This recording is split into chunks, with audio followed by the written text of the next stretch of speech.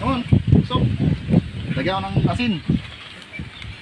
Okay, kumusin mo, lamasin mo.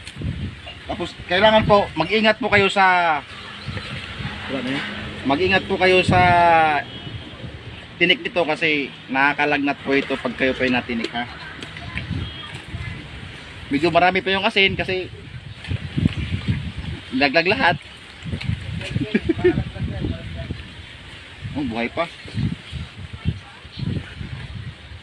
Sir, magkano kilo dito? Magkano kilo? Sa San Rafael, mga kagulong, sa daanan pa lang, meron kayong mga makikitang mga nagbebenta po ng mga hito. Mga stall na ano. Mas mura po siya kaysa sa talipapa. Kaya come and visit us here in Bulacan and experience the nature of a province. So, i-grill na natin to siya.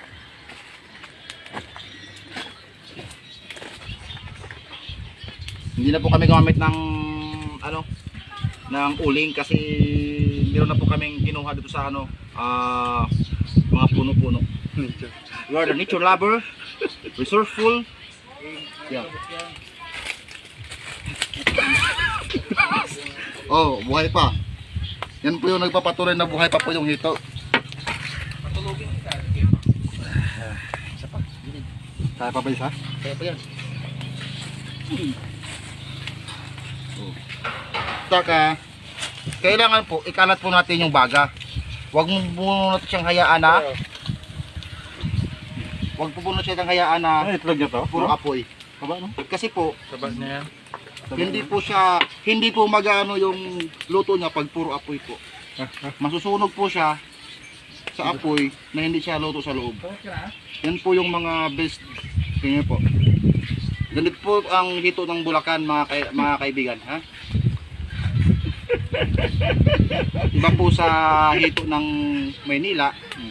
Kasi yung hito ng Maynila, ano po siya?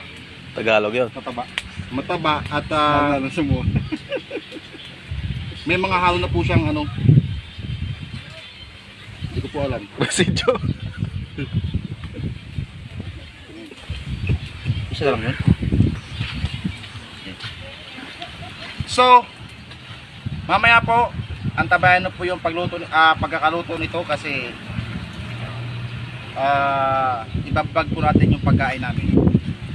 So, that's it for now mga kasama. At